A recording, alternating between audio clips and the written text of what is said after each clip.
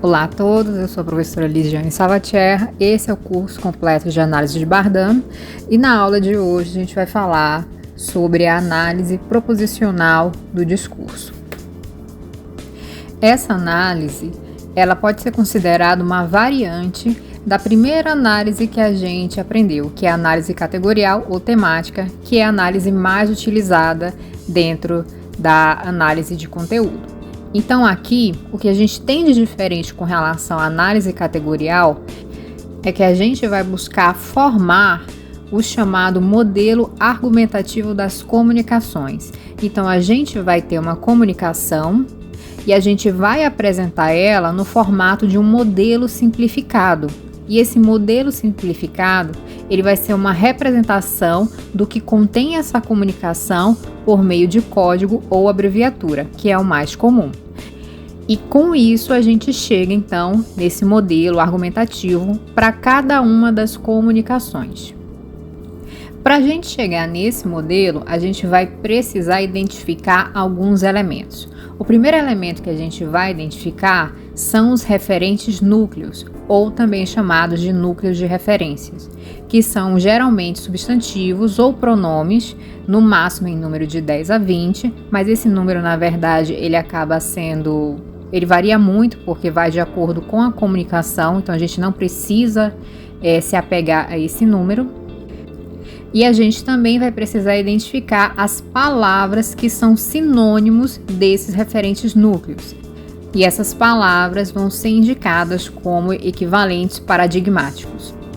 Quem vão ser os referentes núcleos de uma comunicação? Vão ser todos os elementos que a comunicação vai estar tratando. Então, nessa primeira frase aqui, as pessoas não gostam de ler. O comunicador, ele vai estar abordando uma informação sobre as pessoas e sobre a relação delas com a leitura. Existem dois referentes núcleos só nessa frase. A primeira é as pessoas e a segunda seria relacionada ao ato de ler. Mas, como a gente ainda está no começo da explicação, a gente vai focar só em um referente núcleo, que vai ser pessoas.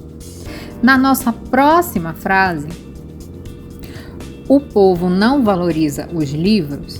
Aqui o comunicador ele está falando do povo e está falando também a relação desse povo com os livros. Aqui a gente também tem dois referentes núcleos, o povo e os livros. Agora observem, na frase anterior, o meu primeiro referente núcleo foi as pessoas. Nesse segundo é o povo. As pessoas e o povo, dentro dessa comunicação, no sentido que esse comunicador está abordando a sua fala, a sua ideia, as pessoas e o povo são sinônimos. Então, eu não vou abrir um novo referente núcleo. Eu já tenho pessoas e eu vou considerar, então, o povo como sinônimo. Então, ele vai para a tabela de equivalente paradigmático. Na terceira frase, a gente precisa ter mais hábitos de leitura. Novamente, dois referentes núcleos, agente e leitura, ou hábitos de leitura. Novamente, agente é sinônimo daquele primeiro referente núcleo que eu identifiquei na primeira frase, pessoas. Então, eu vou incluir agente como equivalente paradigmático junto com o povo. Então, isso foi apenas um exemplo de como você vai fazer o primeiro levantamento, o primeiro tratamento das comunicações para você chegar ao objetivo final da análise proposicional do discurso. Então, a primeira coisa que você vai fazer é identificar os referentes núcleos de cada comunicação e também os equivalentes paradigmáticos. Depois disso, você vai identificar as modalizações. O que são as modalizações na comunicação? São as palavras que tornam o discurso mais significativo no sentido de dar maior intensidade ao que ele está falando. Então, são caracterizados por elementos que reforçam o que ela falou.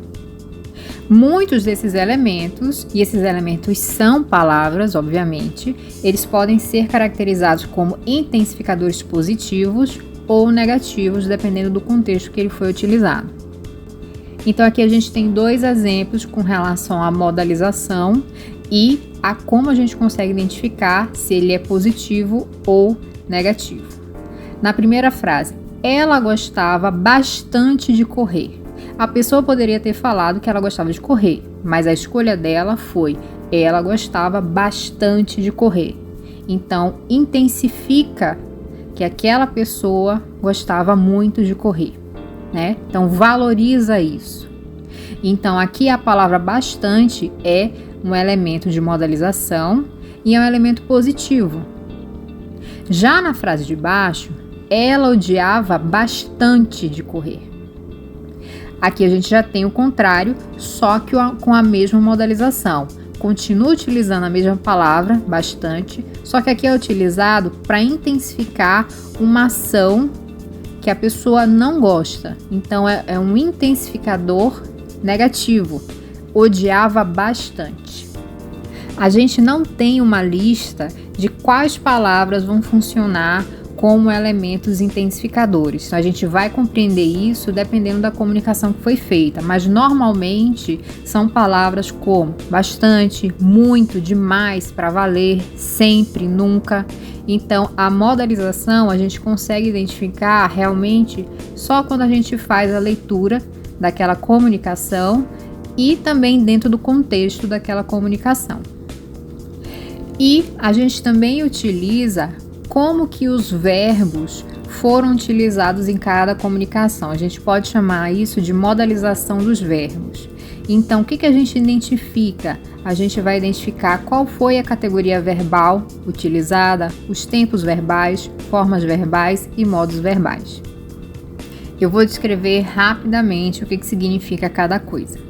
Com relação às categorias verbais, a Bardhan, ela traz uma divisão de verbos em 3 características, basicamente, ou 3 funções. Ela chama de verbo factivo aquele verbo que indica que o emissor acabou de falar é verdade. Então, por exemplo, se alguém fala ele sabe isso, o sabe, o verbo saber aqui está tendo função de um verbo factivo. E entre parênteses, o verbo factivo vai ser identificado em letra maiúscula pelo F. Bardhan chama de verbo estático aquele verbo que expressa um estado ou uma condição no lugar de uma ação. Então, quando o comunicador fala ele ama isso, o verbo amar aqui, ele vai ter uma função estática, parada, de uma condição de alguém. Para não confundir, o verbo estático, ele é utilizado quando existe uma ação que é uma ação que ela não ocorre realmente. Seria uma ação metafórica. Então, por exemplo, eu estou correndo de você. Quando eu falo que eu estou correndo de você, eu não estou dizendo que eu realmente estou correndo, como um ato de correr na rua. Eu estou correndo metaforicamente. Então, esse seria o verbo estático. E por último, ela fala do verbo declarativo, que é um verbo que vai expressar uma asserção, né? Uma afirmação. Então, quando o comunicador fala ele afirma isso, o verbo afirmar está tendo uma função de indicar uma certeza. Agora, com relação às categorias verbais, esses verbos aqui que aparecem na análise de conteúdo de Bardhan, no livro dela, fazendo uma pesquisa rápida, eu não encontrei a utilização em nenhuma pesquisa, em nenhum artigo, dissertação em tese, da utilização dessas categorias verbais, porque muito provavelmente elas não correspondem a nenhuma gramática que a gente utiliza hoje, a nenhuma identificação realizada pela sintaxe.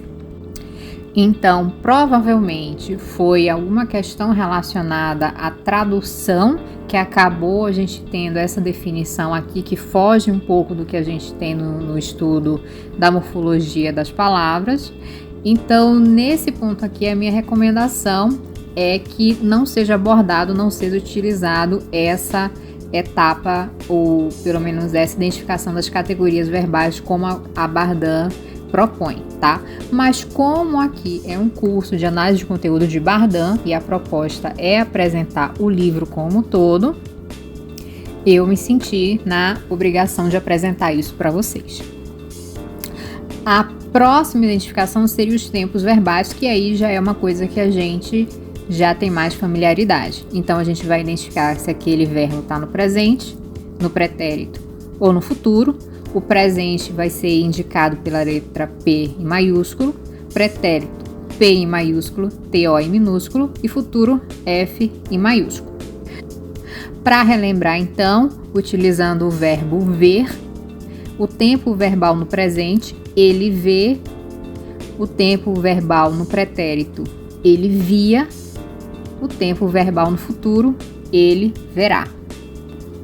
Nas formas verbais, a gente tem o infinitivo, o particípio e o gerúndio. Infinitivo indicado pela letra I em maiúsculo, particípio pela letra P em maiúsculo e A em minúsculo e gerúndio pela letra G em maiúsculo.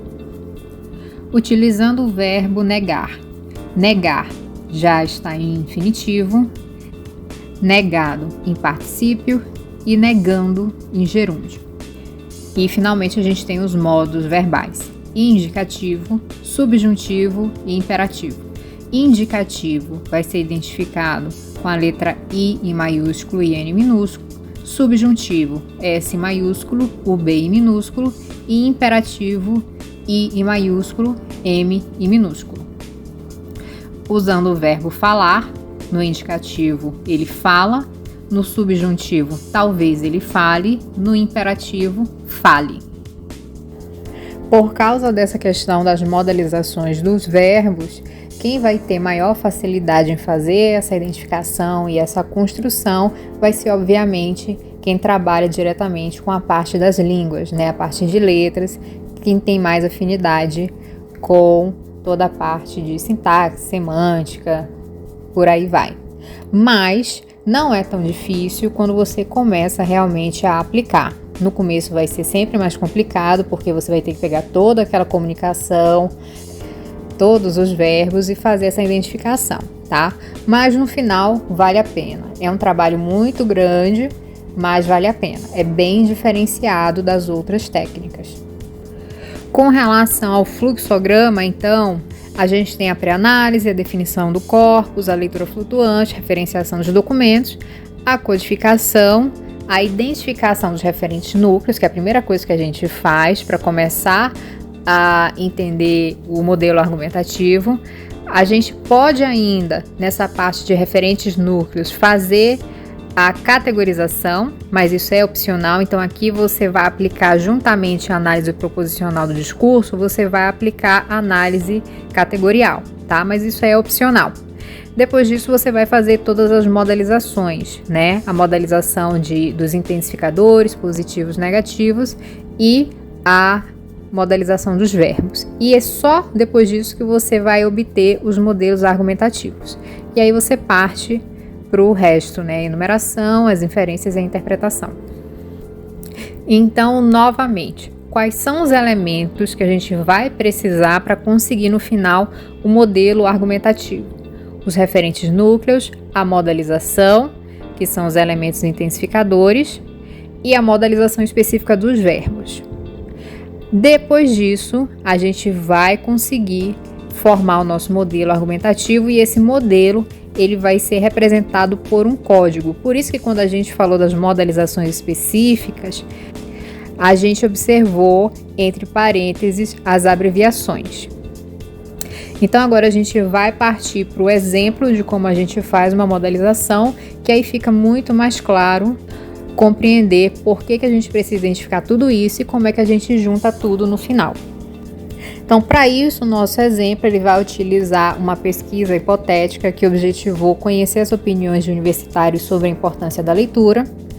A pesquisa tipo qualitativa, os dados brutos a gente fez uma coleta a partir das respostas, obtidas por entrevistas, e a pergunta norteadora é muito simples. O que você acha sobre a relação dos brasileiros com a leitura / livros? Na codificação, unidade de registro são as palavras e a unidade de contexto são as frases. Então, digamos que a gente teve as seguintes respostas. O universitário A falou: as pessoas não gostam de ler, o povo não valoriza os livros, a gente precisa ter mais hábitos de leitura. E o universitário B: eu gosto de ler e acho muito importante. A escola deveria incentivar muito mais a leitura, muitas obras fantásticas são desconhecidas pela população. Então, qual é o nosso primeiro passo? É identificar os referentes núcleos. O que você vai fazer? Você vai fazer a leitura de frase por frase e identificar sobre o que ou sobre quem aquela pessoa expressou a sua comunicação. Então, com relação ao universitário A, a gente já fez lá no início da aula, A gente identificou que os referentes núcleos são as pessoas e o ato de ler.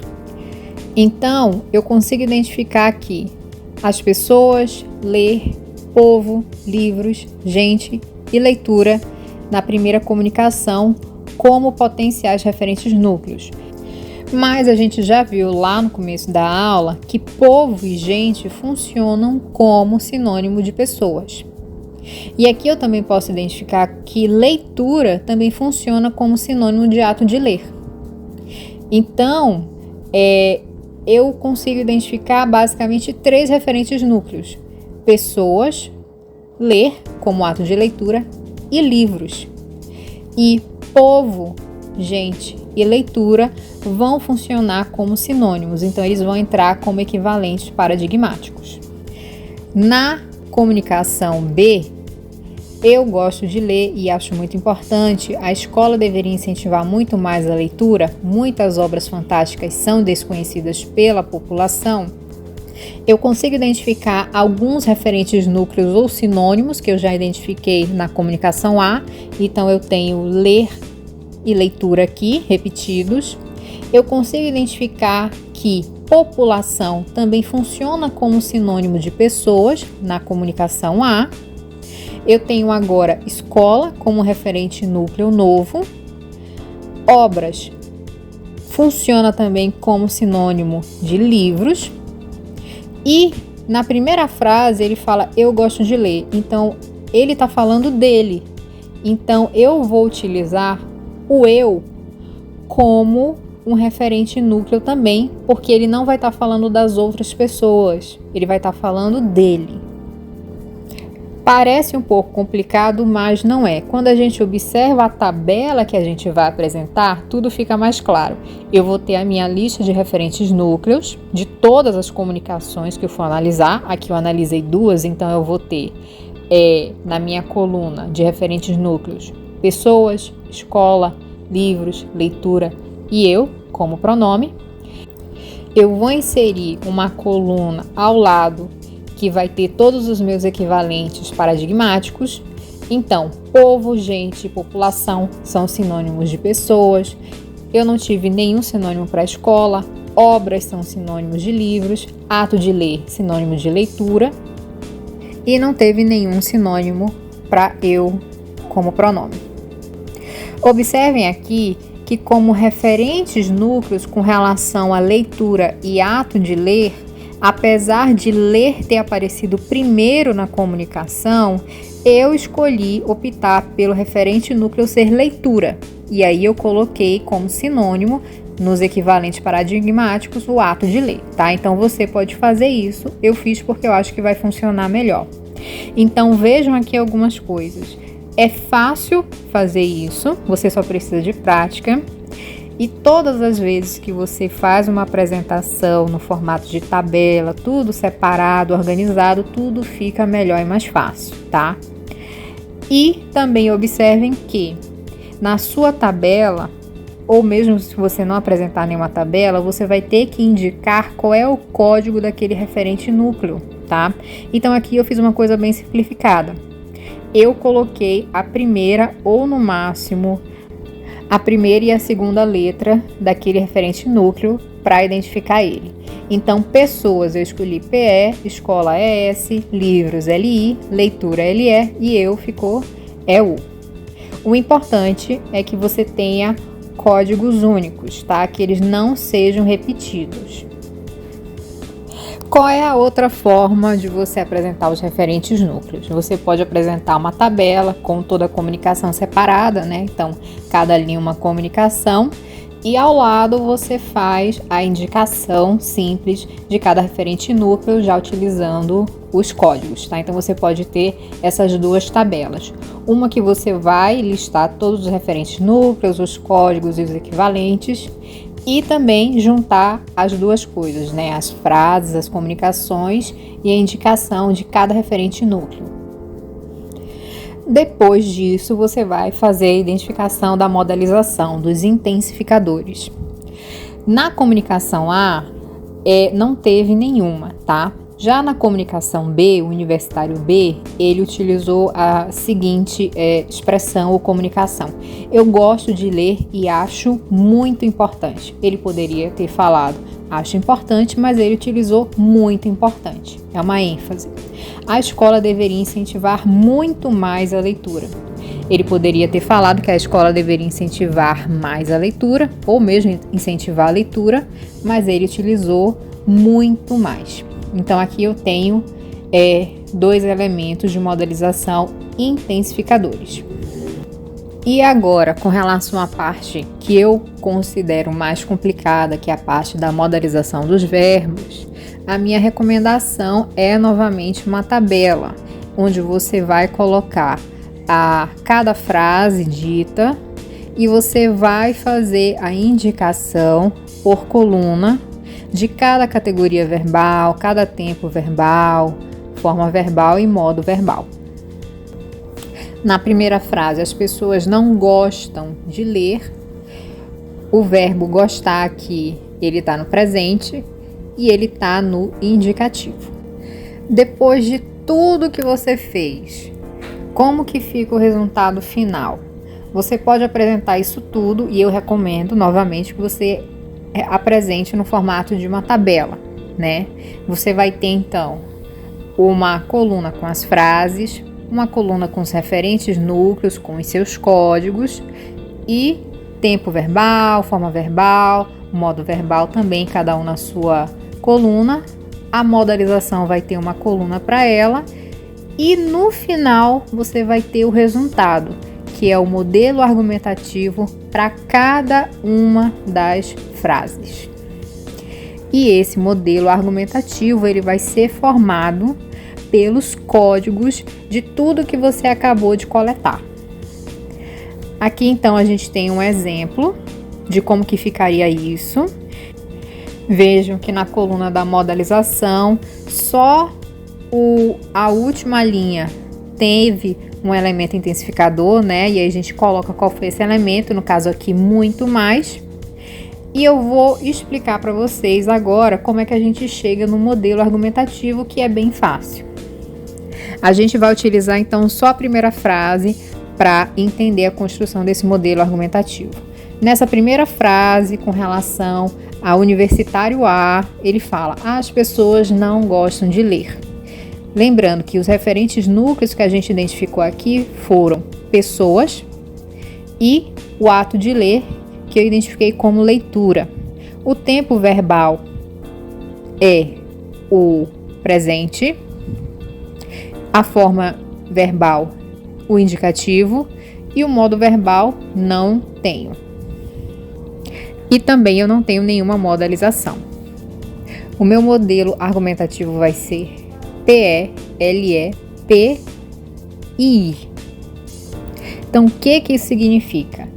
PE vai estar identificando pessoas, LE, leitura, P, verbo no presente, e I, o verbo no indicativo. Olhem o sistema de cor que eu coloquei aqui para vocês identificarem. o que significa cada abreviação e como que ele compõe, então, esse modelo argumentativo. Esse Y que é colocado ali, ele vai indicar a separação entre a última e a penúltima abreviatura ou código no meu modelo argumentativo, tá?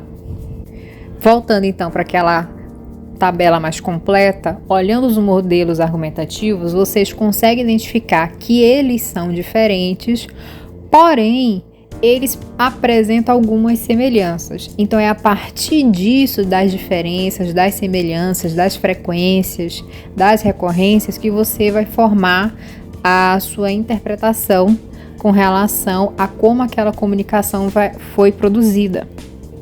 E como você pode começar a discorrer sobre os modelos que você encontrou? Você pode começar fazendo uma comparação, quais são os modelos mais próximos entre si, se eles são abordados dentro de uma crítica, se eles fazem afirmações sobre a relação atual, no caso aqui das pessoas com a leitura, os livros. Então você poderia aqui começar com a seguinte análise: as proposições PL-PI e PL-PI são semanticamente semelhantes. Todas se referem à relação de desvalorização que os entrevistados percebem da população com os livros ou a leitura de modo geral.